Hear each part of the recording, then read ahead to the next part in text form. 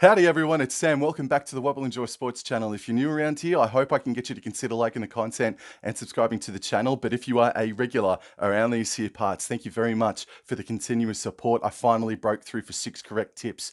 Finally broke through for 6 correct tips this past weekend. First time I've done it all year. That was my friggin' average last year. Round 9 starts up in 24 hours, man. Let's get stuck straight into it.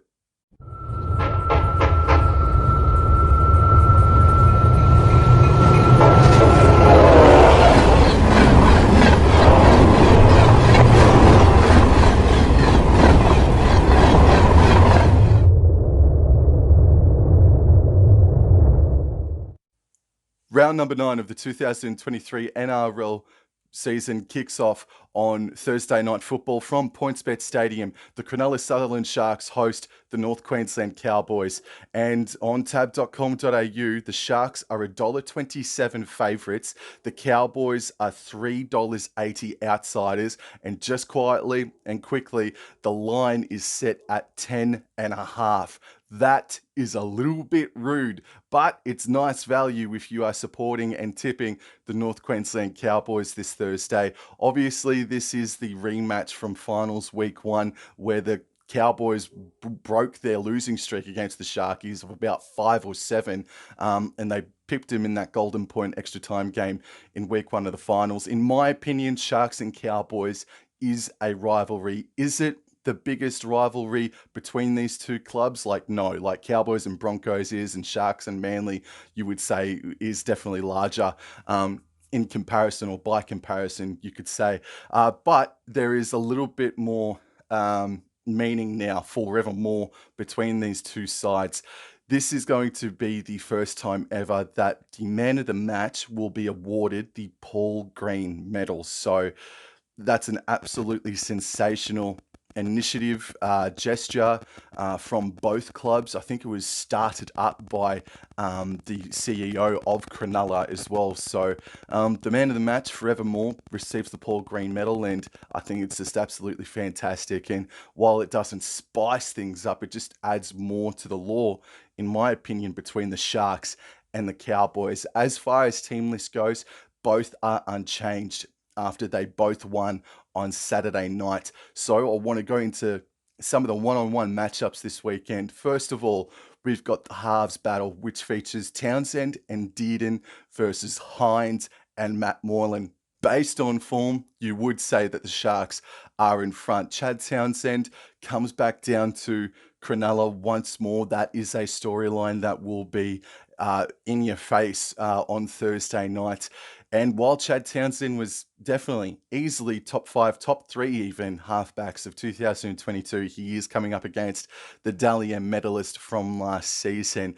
On the left-hand side, we've got an awesome battle that pits Ramian and Katoa versus Holmes and Taulangi. That is an awesome matchup to look forward to. On the other side of the paddock, Mulatalo versus Felt and Talakai versus Hiku. Doesn't Hiku need to sharpen up his shoulders this weekend? Also on that side, and this is one of the key matchups this weekend, Jeremiah Nane is going up against Teague Wilton and eventually Wade Graham when he comes off the bench. So Nane is going to have to, he himself, sharpen up his shoulders to take on both Wilton and Wade Graham. Back on the left side, defensively for the Cowboys, we've got Jack Gajewski, who is lining up against arguably the informed second rower of the competition, Briton Nikora. Briton Nikora is absolutely killing it this year. He runs the best line in rugby league, and he is no longer underrated or going unnoticed, bro. And just quietly, I'd like to put up my hand and say I've been sort of flying his flag a little bit for the past couple of seasons, and now he's really doing well. If he was Australian, or if he was playing or able to select New South Wales or Queensland, he'd be getting a call up this year. Absolutely, he would be. But Nikora versus Jack Gajewski is going to be a really enticing matchup. And I like the work that Gajewski has gotten into since his club debut a handful of weeks ago. Obviously, there's another battle that pits two Australian schoolboys, or former Australian schoolboys, I should say, in the form of Brayley versus Robson. And Robson, even back in schoolboys 5 or so years ago, always had his nose in front of Brayley. And I think he has been more informed than Brayley for sure. However, Blake definitely had one of the games of his career when the Sharks defeated the Roosters, in my opinion, anyway. So that is going to be a high class battle to look forward to as well. And then you've got the forward pack battle and the back row battle as well. McInnes versus Ruben Cotter. There'll be no bones or teeth left by the end of that matchup. And then the forward pack, Braden Hamlin-Uele and Oregon Kolfusi. Hamlin-Uele, on his day, is one of the best props in the game, in my opinion. It's too inconsistent though. It's one great game and then one average game from him. In Oregon Kolfusi, while it took him a couple of weeks to find his feet in new surroundings in the Shire since he moved from Parramatta, he's been quite good. I reckon he's been quite solid for them over the past fortnight or 3 weeks or so. And then they're taking on Jordan McLean and Cohen Hess. And Cohen Hess, while the stats doesn't read very flattering, I thought he sort of set the tone for the Cowboys last weekend defensively. I know he missed 8 tackles, but I just think the energy he brought was fantastic. And I do think he was one of Cowboys' best last weekend in the win over the Knights. And then Jordan McLean returned, and while he put in a kick that we don't want to talk about, and you'll never see another attempt from him again. McLean was sorely missed, and he was very much welcome this past weekend. And then looking at the interchange benches for both of these sides, Wade Graham, Jack Williams, Royce Hunt, and Tom Hazelton. Hazelton, bro, the bloke from Goulburn, man, he looks good. He looks really good. And the bench for the Cowboys is Chester, Granville, Tanoa Brown, and Mitch Dunn. And because of circumstances surrounding last weekend's game against Newcastle, the Cowboys only played with 15 men. And so against this Sharks outfit, boy howdy, Tanoa Brown and Mitch Dunn need to be used. And do I think that is the best lineup for the Cowboys? Well, let me just say this. Riley Price in the Queensland Cup for the Townsville Blackhawks last weekend ran about 16 or 14 times for over 160 or 170 meters last weekend and only missed 1 or 2 tackles. Taniela Drugu as well. I've given up hope on seeing that bloke debut. I'm sorry to say, I just don't think he's going to get the call up. But we'll see what happens when State of Origin rolls its head around. And then there's Sylvester Namo as well. And I know that he probably won't be able to pop his head up in first grade for another 2 months or so because he's on a train and trial deal. But yeah, I'd like to see Sylvester Namo get a call up very, very soon as possible, since we are missing the likes of Neem, Luciana Leilua. Can't wait till that bloke comes back. And also Jason Taumalolo, obviously. Just a milestone here as well. Cohen Hess plays his 150th game for the North Queensland Cowboys. Kudos, congratulations to you, good sir. Yeah, look, I'm tipping the North Queensland Cowboys this weekend, 1-12. I'd like to think that while the Cowboys were really rusty and a little bit down in that first half, they ended up completing at 80 or over 80% by the full-time siren in the win over the Knights on Saturday night. And those last 2 minutes against the Knights, where they defended their own line as the Newcastle side just ran rampant trying to score that match-winning try. That's the Cowboys of last year, and I hope that that's what absolutely fires them up and sets them back on track for the rest of the campaign, because that's exactly the defense that we saw throughout the majority of the 2022 campaign. And the same thing can be said for Jeremiah Nene. I think Jeremiah Nene, while he unfortunately had to go for a HIA and he did miss a couple of tackles and it wasn't his greatest game, but I do think he found himself again. I do think he rediscovered that gear that took him to State of Origin selection last weekend, and hopefully he can improve and maintain a high level of intensity and concentration. The Cowboys will win this game based off of their defense. I think that if they do show up and play their best defensive game, they can beat a well attacking, a great attacking side in the Cronulla Sutherland Sharks. They have to, because they're just about the best attacking team in the competition. But are the Sharks a little bit arrogant? Do they believe in themselves just a little bit too much? They weren't overly convincing in their 13-point victory over the Bulldogs this past weekend either. So fingers crossed that the Cowboys can show up defensively, score some points through a Scott Drinkwater masterclass. And also, he's taken on Will Kennedy, by the way, and he's really good. He's in really good touch. And that fullback battle is a battle between two fullbacks that are probably on the top end of the second highest tier as so far as fullbacks go in the NRL.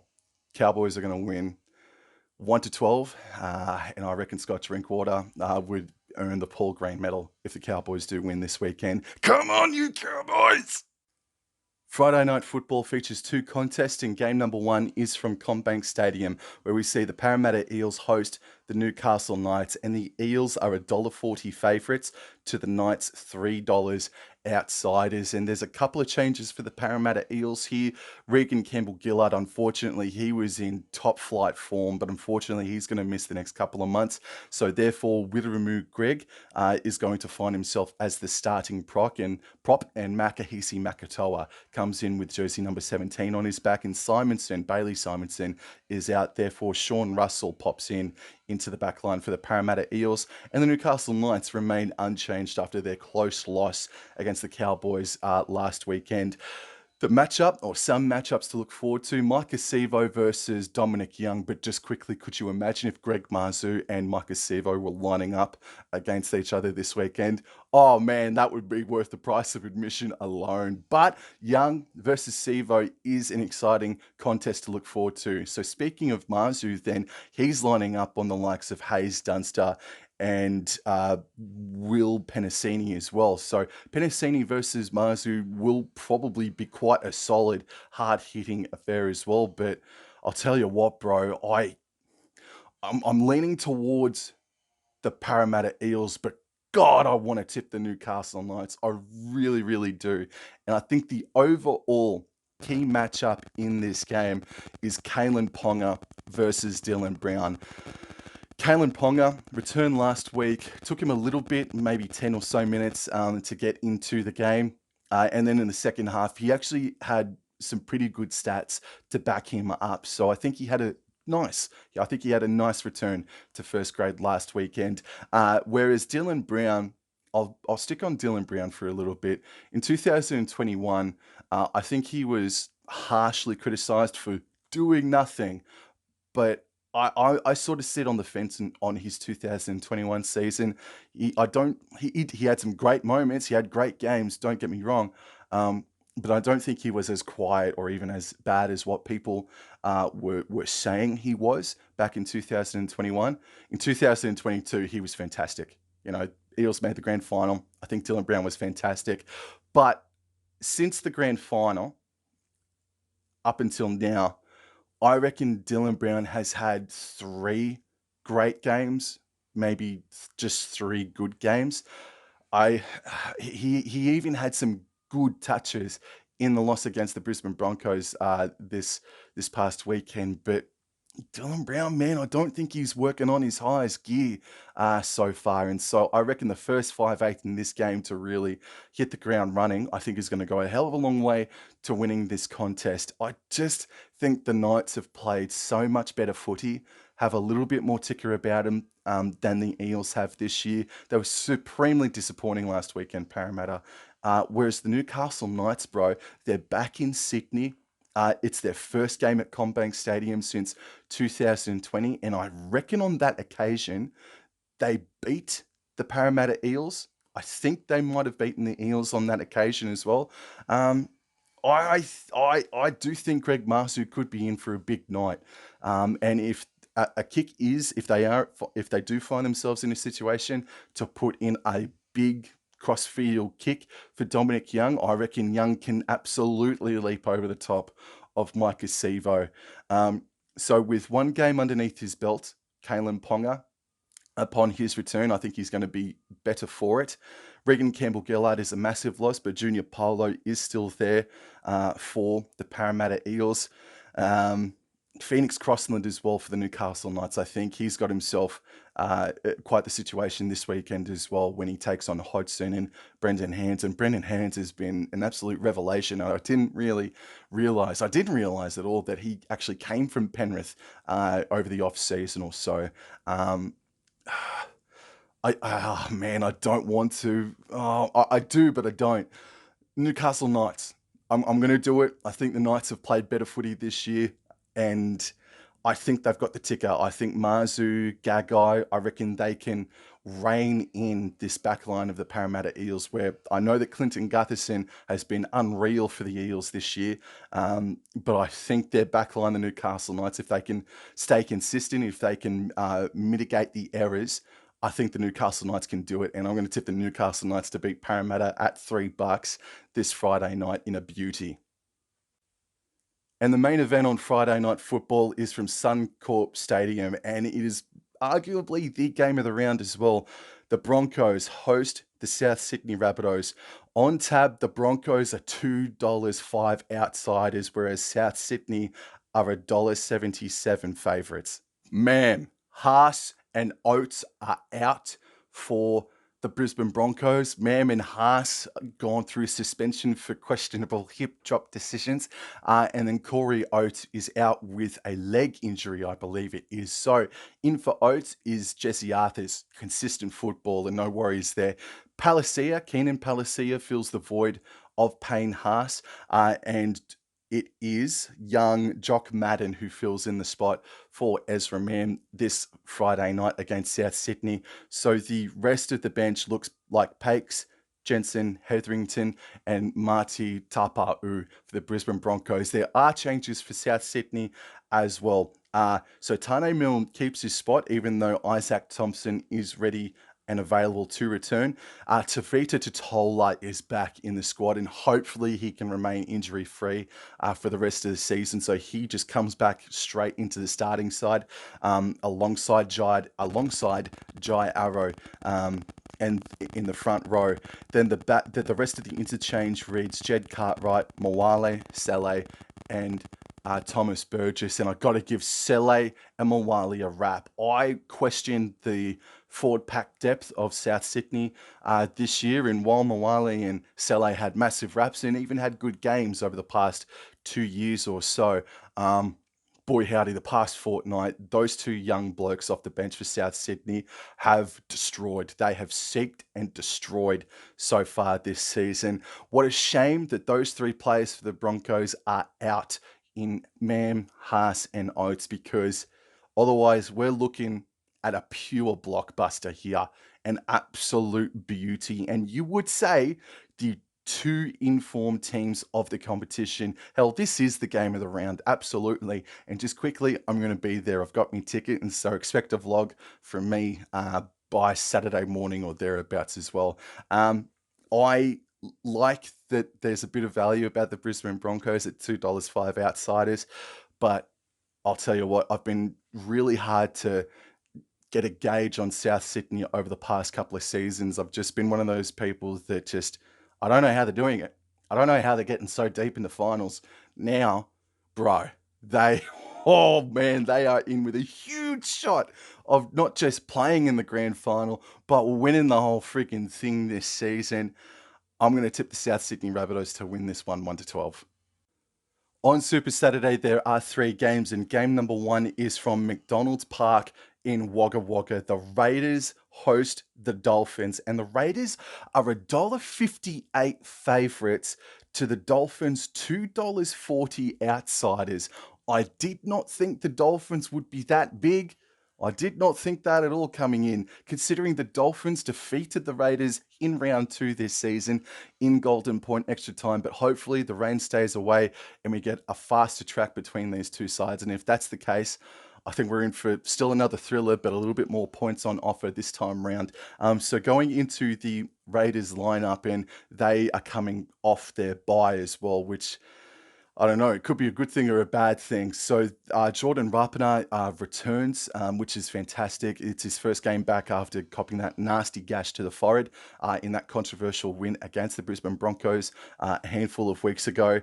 Jack Whiten keeps his spot in the 5/8 position, and the forward pack, it's all unchanged really after their last up start, the Canberra Raiders. And then the uh, Dolphins, the back line is unchanged. The forward pack, we've got Kenny Bromwich, who returns after suspension. He starts in jersey number 10. I prefer him in the second row, but he has made a decent fist of it in the front row this year so far. Lemuelu and Gilbert and Kofusi are the back row for the Dolphins. And the interchange reads Wallace, Nichols, Ray Stone, and Herman Sa. It the Jack Whiten, bro, man, how about it? You walk into your shed and you say, boys, I don't think we're winning in a comp, so I'm going north to Sydney, South Sydney, that is, and I'm going to try win a comp with them because I don't reckon we're going to do it, boys. Not in my time anyway. I think our time's come and gone. That's crazy, bro. I didn't think he'd go, but he's going to South Sydney. Sorry if you think that's a bit disrespectful, but that's just seriously how it comes across. That's seriously how it comes across from Jack Whiten. So I know it's a whole season thing, but over the next month, my magnifying glass is well and truly on the Canberra Raiders and the performances of Jack Whiten. I don't know if you can say he owes the Raiders because there's been a bit of to and fro on and off the field between the two, between the club and Jack Whiten over the past, 10 years or thereabouts, 8 years maybe. But yeah, bro, Jack Whiten now, absolutely. Now that he's not playing representative football as well, he needs to find his best because he hasn't played his best all season long, to be brutally honest with you. And if he is departing, I think he is departing at the season's end. Um, he needs to absolutely fire for the Raiders. And I heard a point this morning on SEN with Andrew Voss as well. Usually in these situations when a Raiders player says, I'm actually going to go next year, usually the player is dropped to reserve grade by Ricky Stewart. That's not going to happen with Jack Whiten. But if Jack Whiten's form doesn't improve, I mean, Ricky Stewart's dropped Jared Croker for less, in my opinion, bro.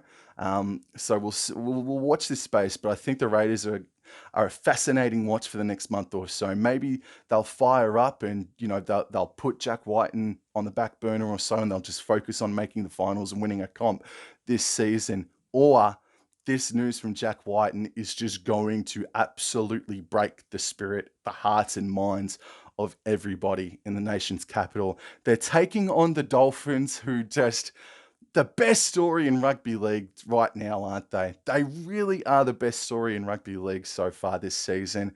And Nikarima and Katoa in the halves, just doing such an honourable job, bro, in difficult circumstances. Hard game to tip. A really, really hard game to tip, but I can't help but think about the time they travelled down to Wollongong, and I know that there were some other circumstances that made them play their worst game in their history so far, but they're travelling down to Wagga Wagga. It's a lot more difficult trip to get down to Wagga Wagga than what it is Win Stadium's Wollongong, so I'm a bit nervous about that fact. I'm a little bit nervous about them travelling all the way into Wagga Wagga. But the Raiders against the Dragons a fortnight ago, they didn't play a good half of footy in that first half, and then they exploded. So this is a really hard game to tip. This is a flip of the coin, bro. Look, I am going to say that the Canberra Raiders will fire up and get some vengeance for their Golden Point extra time loss to the Dolphins earlier this season, because they had the Dolphins there for a bit, but obviously they failed in that regard. Really difficult game to tip. I'm going to go the Raiders. I'm going to stay away from the value on the Dolphins, and I'm going to tip the Raiders 1-12. Game number 2 on Saturday afternoon footy is from 4 Pines Park. The Manly Sea Eagles host the Gold Coast Titans on tab.com.au. Manly are $1.48 favourites. The Gold Coast are $2.65 outsiders. Man, this is going to be another difficult game to tip, in my opinion, because the Titans, it's they're not exactly the bogey side, but gee whiz, they give Manly some grief. As a matter of fact, the Titans actually have a decent record at Brookvale. While they travelled to Brookvale last year and lost, it was actually their first loss at Brookvale in 5, 6, 7 years or so. And they came that close to pulling off the upset as well, just quietly in a very good game of footy. So going into the team list news now, Tom Trbojevic has been named. Do I think he'll play, or do I think he should play? No, I don't think he should play. I bet he does though, but they've got to be so careful now, bro. He's not hit great form this season. Every second game he's limping or coming off or whatever.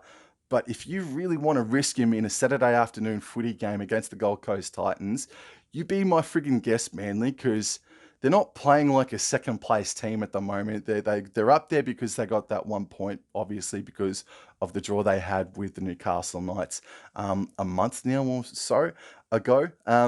So going into the rest of the lineup, so we've got Ruben Garrick, who's been chosen to play in the centres, and Christian Tuipulotu is out there in the winger position. Josh Schuster, what's happened to bloody Josh Schuster here? Okay, so Schuster's not playing.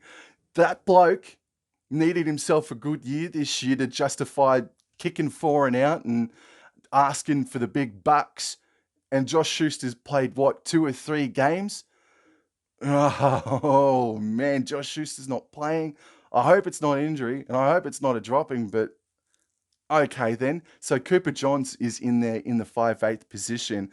The forward pack, Paseka, Croker, Trbojevic, Olakawatu, Tuanlangi returns, and Josh Aloye is in the lock position. Carl Lawton returns in jersey number 14, unless if he didn't return last weekend. Ethan Bullimore, Kepi, and Tofafa Sipley in jersey 17. And then shifting over to the Titans.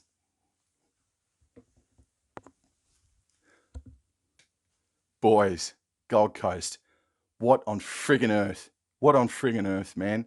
The backline for the Titans, Kelly, Fafita, Sami, it's all unchanged. The forward pack, Stimson, Liu, and Fafita are in the back row. And the interchange reads Campbell, Clark, Khaleesi Haas, and Joe Vuna. It looks like that Thomas McKaylee and Cruz Leeming have been dropped to the reserves in favour for some young blood in Khaleesi Haas and Joe Vuna. Two similar losses in a row for the Gold Coast Titans, and you can't go down to 4 Pines Park and put in a similar effort, because Manly will be that team to put 50 points on you this year. But in saying that, though, Manly, again, they're not playing like a second place team. They just scraped by against the West Tigers, but then they beat the Melbourne Storm. You know, they just, I don't know, they rise to the occasion and then they lower themselves when they really should put teams away so far this year. I think that's how it goes. Then again, they got pumped by Penrith a few weeks ago. I'm going to play it safe and tip Manly, but there's just a sniff. There's a bit of a whiff in the air that the Titans can cause an upset here, but how the hell can you trust them? And how the hell can you tip them after what they did? Not just last week, but the week before as well. So I'm going to tip Manly 1-12 here, because I reckon they can get stuck into them a lot more harder defensively. And the last game on Super Saturday, I will not call it the main event of the night. It is the Penrith Panthers hosting the West Tigers from Carrington Park in Bathurst. The Panthers are $1.12 favourites. The Tigers are $6.20 outsiders. And coming into reading these team lists, I heard rumours about Panthers may be dropping a few players to rest them for the upcoming game in Magic Round. So if you're a West Tigers fan or just player. Thanks, boys. Thank you very much for the respect shown there. I even read that Sunia Taruva might have been injured, but he has been named on the wing still. But the bloke that I did hear about, Isaac Tungo, he's torn his pec, and I think that's about 10 weeks on the sidelines. So that's unfortunate. He was going well, Tungo. So Tyrone Peachy is in for him. Stephen Crichton, Brian To'o, the rest of the back line is unchanged. So Peachy in for Tungo. The forward pack reads Lee Otter, Eisenhuth and Kenny. The back row is Sorensen, Hosking and Yo. The interchange reads Luke, Smith, Lenu and Jamin Salmon. I still think there could be a late change for the Penrith Panthers, just reading off some of the rumours and reports. So just keep an eye on that. For the West Tigers, it was a better performance, wasn't it? But that's going from the absolute bottom of the barrel to peering your eyes up over the lid or the lip of that freaking same garbage bin. So we've got David Norfoluma is in for Charlie Staines with an illness. Brent Naden returns after I think it was breaking his collarbone or doing something like that. So Brent Naden makes a bit of an early return. Wakeham and Brooks is still the halves combination.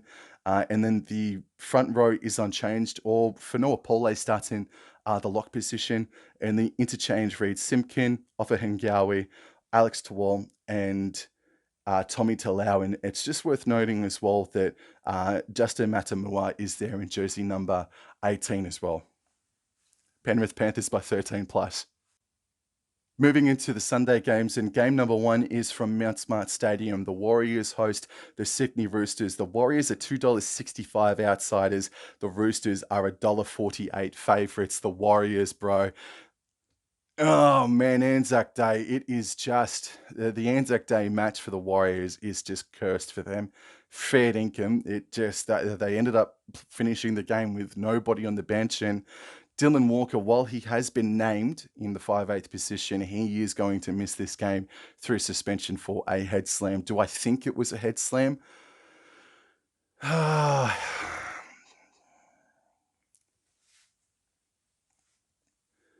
In at fullback is not Chance Nickel-Klookstar. He is going to miss through concussion. So Tane Toapiki is in at fullback. He's a go-getter. I like the look of him every time I've seen him play so far this season. The forward pack, Wade Egan returns in the hooker position, but Freddie Lussick does not. It does not drop out completely. He remains on the bench in jersey number 14. Ford, Niokore, and Curran are the back row. Tohu Harris looks like he's going to miss a month of football through re-aggravating his MCL, which is just awful freaking news, man. And the interchange reads Lussick, Sirenen, Ale, and Viliami Vailea, the young man, the centre in jersey number 17. I think that might be changing. So the reserves. We've got Ronnie Volkman. I reckon he'll, not I reckon, I bet you he will come in for Dylan Walker with jersey number 20 on his back. And then you've just got with all due respect to these players, you've got some players in the reserves there that look like that they could be called up for a first grade debut. One of them being Dimitri Sifakula as well in jersey number 18. So hopefully one of those does get a first grade call up, because I can't imagine Viliami Vailea, the centre winger, will remain in jersey 17. Surely not. And then shifting over to the Sydney Roosters lineup. Corey Allen, Suoli'i, Momirovski, and Jackson Polo are the back line. Daniel Tupou came off with a hamstring injury, which is why Corey Allen has been named on the wing for the Roosters. The forward pack is unchanged, but Victor Radley has been cited, and he will either cop a $3,000 fine or accept a 2 or 1 match ban. So watch this space. Victor Radley still may not play this weekend. So watch Victor Radley's decisions. And the interchange reads Hutchison, Crichton, Tupanua, and Lodge. That is a really good bench, bro. Really, really cool bench. And just quickly as well, we've got Nathan Brown, Sam Walker. They've all still been named in the reserve. So Sam Walker looks like he's going to spend another week in New South Wales Cup. Oh, look, if they weren't injured, obviously, the Warriors wouldn't be $2.65. And I think that money, I think that market is going to blow out before kickoff this weekend. I'm really sorry, Warriors fans, but I'm going to tip the Sydney Roosters. But I won't say 13 plus because the Roosters they are their own worst enemy, aren't they? They are not convincing at all this season. And while the Cowboys are probably at the moment the most disappointing side of the competition, the Roosters surely wouldn't be too far behind when it comes to disappointing teams in 2023. So I'm going to tip the Sydney Roosters, but not 13 plus, 1 to 12. And the final game of round number 9 is from WIN Stadium in Wollongong. St George Illawarra Dragons host the Canterbury Bankstown Bulldogs. The Dragons are $1.65 favourites and the Bulldogs are $2.25 outsiders. Bro, Dragons, well friggin' done to you. That you guys always get up for the Anzac Day game, but that was an unbelievable effort, bro. And the Roosters just about gave it to you on a silver platter. And look, not to point him out, but if Zach Lomax was a little bit more direct, in sync with the goal kicking, bro, you guys win that game just about. So fantastic effort from you blokes. So going into the team list news, it looks like that Tautau Moga has succumbed to injury, like I think a shoulder or collarbone injury. So in come Max Fienge with brother Matt Fienge on the wing as well. And just quickly on Tautau Moga, bro, just so happy for him that even though he's copped another injury, unfortunately, that every time he's played this year, he's just reminded people of the talent that he has or had or still does have. So, really happy for Tautau Moga's form in the games that he was able to play this year. You're not saying that he won't play another game this year. I'm just saying what he has provided. Really, really first class stuff. Talatau Mone had his best game. So too did Tyrell Sloan yesterday on Anzac Day. The forward pack is all unchanged. The interchange reads Little, Hunt, Couchman, and Josh Kerr. And just quickly, Josh Kerr just signed for the Redcliffe Dolphins for 2 seasons starting in 2024. So congratulations to Josh Kerr on that front. Going into the Canterbury Bankstown Bulldogs, and they're whoa, okay, so Kyle Flanagan's out. He's been dropped for Josh Reynolds. Oh, strike me pink, bro. Kyle Flanagan, Jesus. Okay, so Josh Reynolds is in at 5/8 position, but the rest of the back line is unchanged. The forward pack now, Corey Waddell, Preston Fatala Mariner start in the back row. The forward pack starting 3 are unchanged. And then the interchange reads Moran, Ockenbaugh, Hughes, and Brian Sutton. I think there is a whiff. I think there is a whiff of an upset in this contest. We'll see how the Dragons do back up after such a heartbreaking loss to the Sydney Roosters on Anzac Day. But the form that they showed, bro, if that's what they can play at, I think they can beat the Bulldogs. I'll tip the Dragons to win this game 1 to 12, but I do think there is a bit of a sniff of an upset here, especially if the Dragons start a bit flat. Because the Bulldogs, to their credit, they brought it to the Sharkies. They absolutely did bring it to the Sharkies. But I've got to say, can I just criticize Ben Hunt a little bit? We've seen him now the past 3 games in a row against the Raiders, against the Gold Coast, and yesterday on Anzac Day against the Roosters. In all 3 of those games, it required his experience, his 2022 form, to lead them home. And I know that Toby Couchman dropped the ball in that final set of the game. But Ben Hunt, bro, is not leading them around in those crucial moments at the end of the games.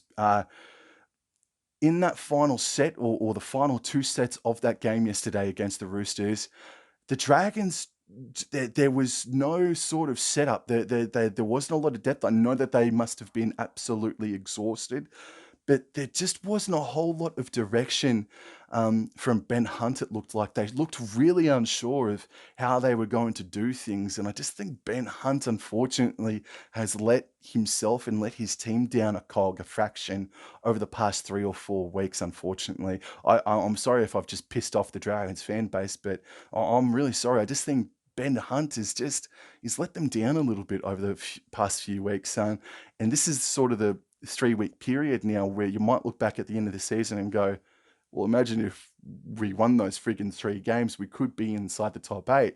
So But credit to the Dragons. They're playing so much better footy than what everybody gave them credit for. I tipped them to be wooden spooners this year. Shows you how much I freaking know. So I'm going to tip the St. George Illawarra Dragons to win this one 1-12. Yo, that's it for me, guys. Thank you very much. I hope you enjoyed this video, round on the 2023 NRL tips video. And look, in a massive announcement, I'm so excited and so grateful. Cowboy Kate and I will be interviewing Ben Jeffries, the inaugural NRLW head coach, Cowboys head coach, next Wednesday from 7 p.m. So please join me for that one. That is a massive, massive evening for myself and for the channel and for you guys. So at the end of towards the end of that live stream, if you'd like to ask him a question or us a question, pop her in the chat and we'll get to it ASAP. So enjoy your weekend of footy. I hope your team wins, except for the Cronulla Sutherland Sharks. And I'll talk to you guys later. Take care. Adios.